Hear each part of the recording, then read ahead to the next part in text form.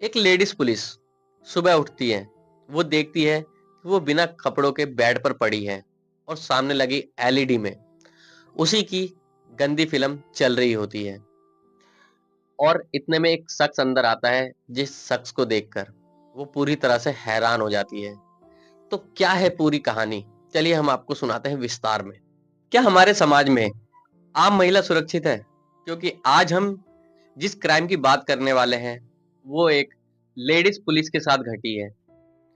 अगर ladies police के साथ ऐसी घटना होती है तो जो आम लेडीज है, जो आम महिलाएं हैं, उनका क्या हाल होगा हमारे समाज में। जी हाँ, ये क्राइम कोई छोटा मोटा क्राइम नहीं है। जरा सोच के देखिए, किसी लेडीज पुलिस के साथ कुछ ऐसा हो जाए कि वो मरने पे मजबूर हो जाए, तो फिर जो आम औरतें हैं हमारे समाज की, उनकी सुरक्षा को कौन देखेगा। ये केस है यूपी के लखनऊ का, जहाँ पे एक लेडीज पुलिस थी जिनका नाम था सुनीता उपाध्याय। सुनीता उपाध्याय ने 2 साल पहले ही पुलिस की नौकरी ज्वाइन करी थी। उनके पति अजय उपाध्याय, जो कि खुद एक गवर्नमेंट नौकरी में थे, उनकी पोस्टिंग लखनऊ से 100 किलोमीटर दूर थी। तो वो अपने बच्चे के साथ वहीं रहते थे। सुनीता उपाध्याय पुलिस हेडक्वार्टर में अकेले रहती थी। ये बात है 20 जनवरी 2016 की। पुलिस स्टेशन में रखे वायरलेस पे एक मैसेज आता है दंगे का। पूरा पुलिस स्टाफ मौका वारदात पे पहुंचता है, लेकिन वहां के हालात इतने खराब होते हैं कि पुलिस को लाठी चार्ज करना पड़ जाता है, जिसमें सुनीता उपाध्याय भी शामिल थी। लाठी चार्ज में काफी लोग जख्मी हो जाते हैं, जिसके बाद पुलिस को उसका जवाब देना पड़ता है। जितने भी लोग उस लाठीचार्ज में शामिल थे, सबको जवाब देना अनिवार्य था। सुनीता उपाध्याय घबरा गई, क्योंकि ये केस इतना बड़ा हो चुका था कि यहाँ पे सस्पेंड होने के भी चांस थे। सुनीता उपाध्याय 2-3 दिन तक बहुत परेशान रही। उन्हें लगा किसी की मदद लेनी चाहिए। वो अपने थाना के इंचार्ज कुलदीप यादव के पास जाती है। कुलदीप यादव से वो सारा मैटर बताती है। कुलदीप यादव बोलता है, तुम्हें टेंशन लेने की जरूरत नहीं है। लगभग 3 फरवरी 2016 को कुलदीप यादव भी अकेला रहा करता था हेडक्वार्टर में, क्योंकि उसकी फैमिली कानपुर में रहती थी। जब कुलदीप यादव ने सुनीता उपाध्याय को फोन किया और बोला कि तुम मेरे क्वार्टर में आ जाओ, मुझे तुम्हारी प्रॉब्लम का सॉल्यूशन मिल गया है, सुनीता उपाध्याय खुश हो गई और वो सीधा आधे घंटे में उसके क्वार्टर पहुंच गई। उस टाइम लगभग 8:30 बज रहे थे। सुनीता उपाध्याय जैसी उसके क्वार्टर के बाहर पहुंची, उसने गेट नॉक किया। अंदर से आवाज आई, गेट खुला हुआ है, अंदर आ जाओ। सुनीता उपाध्याय अंदर गई। अंदर जाते उसने देखा जो कुलदीप यादव है वो सामने टेबल पे दारू रख के पी रहा है। साथ ही वहां पे 2 गिलास रखे हुए हैं, लेकिन कुलदीप यादव अकेला था। सुनीता उपाध्याय ने बोला, सर मैंने डिस्टर्ब तो नहीं किया, या मैं बाद में आती हूँ। उसने बोला, नहीं, ऐसी फॉर्मेलिटी की जरूरत नहीं है, यहाँ पे आ जाओ, बैठो। सुनीता उपाध्याय बैठ गई। कुलदीप ने बोला कि मैंने ऊपर बात कर ली है, तुम्हें सस्पेंड नहीं किया जाएगा, तुम्हारी जो प्रॉब्लम थी उसका सॉल्यूशन मिल चुका है। सुनीता उपाध्याय ने बोला, धन्यवाद सर, अब मैं चलूं? कुलदीप ने बोला, नहीं, बैठो थोड़ी देर, मुझे तुमसे कुछ बात करनी है। सुनीता घबरा भी रही थी, क्योंकि थोड़ा बहुत कुलदीप यादव नशे में था। सुनीता फिर भी वहां बैठ गई। कुलदीप अब धीरे धीरे उससे पर्सनल मैटर में बातें करने लगा, जैसे कि तुम्हारे पति कहाँ रहते हैं, तुम किसके साथ रहती हो, तुम्हारी फैमिली वगैरह जो भी है, बहुत सारी बातें करने लगा। सुनीता उपाध्याय उसकी सारी बातों का जवाब दे रही थी, क्योंकि उसकी एक तरह से ये मजबूरी भी थी, क्योंकि कुलदीप यादव उसका सस्पेंशन ऑर्डर रुकवा रहा था। फिर कुलदीप ने बातों बातों में कहा कि तुम भी एक पैक ले लो। सुनीता ने बोला, नहीं, मैं दारू नहीं पीती। कुलदीप ने बोला, यहाँ कोई फॉर्मेलिटी की जरूरत नहीं। सुनीता उपाध्याय थोड़ा प्रेशर में भी थी। कुलदीप यादव की बात मानना भी उसके लिए इस टाइम जरूरी था। सुनीता ने गिलास उठा लिया और उसके साथ लगभग 3-4 पैक दारू पी लिए। अब सुनीता उपाध्याय भी थोड़ा नशे में हो चुकी थी। अब इस नशे का फायदा उठा के जो कुलदीप यादव था उसके पास आके बैठ गया। अब वो सुनीता उपाध्याय से थोड़ी बहुत बदतमीजी करने लग गया।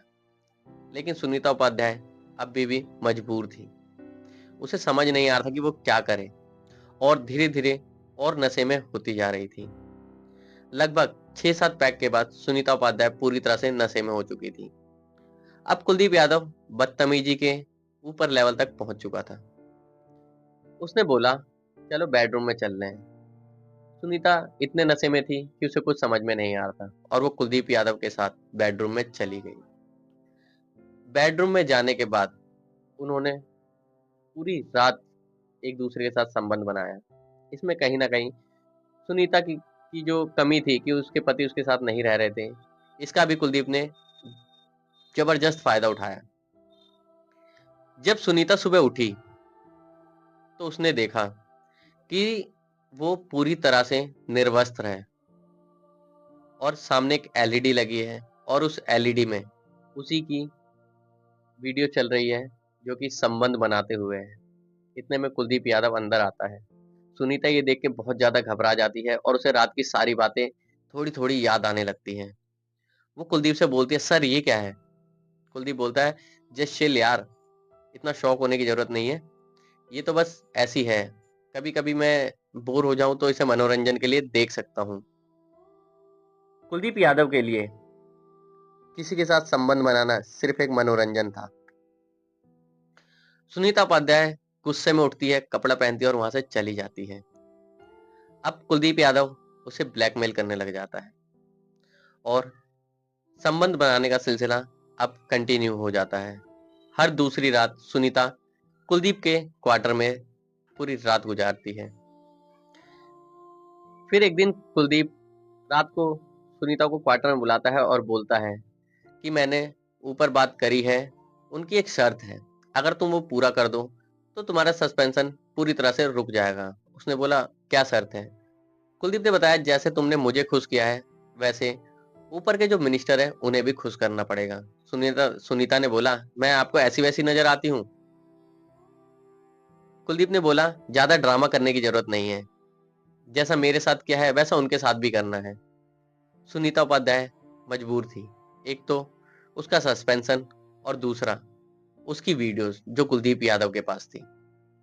अब सुनीता उन लोगों के लिए खिलवाड़ बन गई, कभी इसके पास, कभी उसके पास, कभी डीजीपी के पास तो कभी मंत्री के पास। इस तरह से सुनीता का सबने खिलवाड़ बना दिया।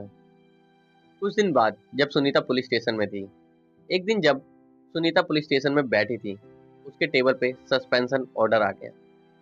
सुनीता को समझ नहीं आया कि ये सस्पेंशन ऑर्डर कैसे आ गया, जबकि उसका जो इतने बड़े बड़े लोग थे उन्होंने इतना फायदा उठाया। उसने सस्पेंशन लेटर उठाया और वो सीधा कुलदीप यादव के कैबिन में गई। उसने बोला, ये क्या है?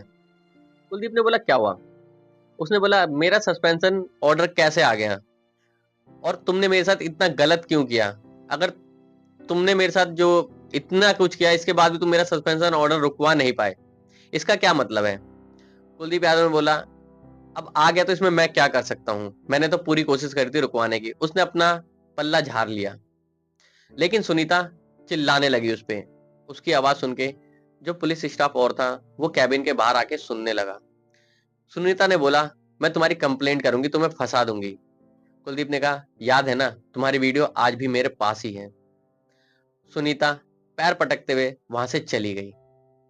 लगभग 1-2 दिन बाद सुनीता पुलिस स्टेशन आती है और सबको बोल देती है कि मैं अपने पति के पास जा रही हूँ और मैं अब वहीं रहूंगी। सुनीता इतना कहकर चली जाती है। उसके ही 2 दिन बाद कुलदीप यादव भी अपने घर कानपुर चला जाता है। लगभग 5 दिन बाद एक शख्स पुलिस स्टेशन में आता है और सुनीता के बारे में पूछता है। जब पुलिस वाले पूछते हैं कि आप कौन हैं, तो वो बताता है, मैं अजय उपाध्याय, सुनीता का पति। सारे पुलिस वाले चौंक जाते हैं।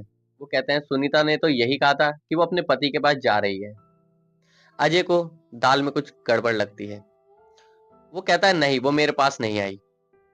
लगभग 2-3 दिन वो चक्कर मारता है और पता करने की कोशिश करता है, लेकिन उसे पता नहीं चलता। फाइनली वो सोचता है, मैं एफआईआर लिखवाऊं। लेकिन जो कुलदीप यादव था उसकी परमिशन के बिना कोई एफआईआर नहीं लिखता। लेकिन जो अजय अजय उपाध्याय था वो भी गवर्नमेंट नौकरी में था, तो उसे थोड़े बहुत कानून पता थे। जब उसकी एफआईआर नहीं लिखी गई तो उसने मीडिया का सहारा लिया। जैसे उसने मीडिया का सहारा लिया, ये खबर बड़े बड़े मिनिस्टरों तक पहुंचने लगी और मिनिस्टरों के दबाव के कारण पुलिस वालों को एफआईआर लिखनी पड़ी। जब एफआईआर लिखी गई, फिर उसकी छानबीन हुई। जब सुनीता का कॉल रिकॉर्ड उठाया गया, उसमें देखा गया, जब उसकी कॉल की लोकेशन ट्रैक की गई, तो उन्होंने देखा कि सुनीता का जो फोन है वो लास्ट टाइम कानपुर के एक छोटे से गांव में स्विच ऑफ हुआ है। अब समझ में ये नहीं आता कि सुनीता कानपुर क्या करने गई है। जब पुलिस वालों ने वहां जाके खोजबीन की, तो वहां पे एक लाश मिली, जो लाश सुनीता उपाध्याय की थी, जिसे कि अजय उपाध्याय ने वेरीफाई किया। लेकिन बात यह थी कि सुनीता कानपुर के छोटे से गांव में करने क्या गई थी। अब अजय उपाध्याय को इंसाफ चाहिए था। वो पुलिस स्टेशन के चक्कर मारने लगा। एक दिन एक जब वो पुलिस स्टेशन में गया, तो एक लेडीज कांस्टेबल थी। उसने कहा, सर मुझे आपसे कुछ बात करनी है। जो अजय उपाध्याय था वो उसके साथ थोड़ा अकेले में गया। उस लेडीज पुलिस ने बताया कि उसकी जो कुलदीप यादव था उसके साथ थोड़ी बहसबाजी हुई थी। उसके बाद उसने पूरी डिटेल बताई उस दिन की, जो उसकी वो कैबिन में बहसबाजी हुई थी। अब अजय को लगा कि कहीं ना कहीं कुलदीप यादव ही इन सबका गुनहगार है। अब वो छानबीन के पीछे पड़ गया। उसने डीजीपी वगैरह सबको कंप्लेंट करी और उसने कहा, मुझे छानबीन पूरी चाहिए। गवर्नमेंट ऑफिसर होने के कारण उसको थोड़ी बहुत सिंपैथी मिली और ये जांच हुई। जांच में पता चला कि उसके पास लास्ट टाइम एक पीसीओ से फोन आया था और वो पीसीओ जहां उसकी बॉडी मिली उससे थोड़ी ही दूरी पर था। जब वहां के सीसीटीवी को चेक किया गया, तब पता चला कि वो कॉल कुलदीप यादव ने ही किया था। इसके बाद कुलदीप यादव को एक टीम जाती है और कानपुर से लखनऊ लेके आती है। जब कुलदीप यादव से पूछताछ की जाती है, पहले तो वो मना करता है, लेकिन जब पुलिस अपने तरीके से पूछती है तो वो सारी सच्चाई बताता है। कुलदीप यादव बताता है कि सुनीता का मेरे पास फोन आया था। उसने मुझे कहा कि मैं तुम्हारे बच्चे की मां बनने वाली हूँ।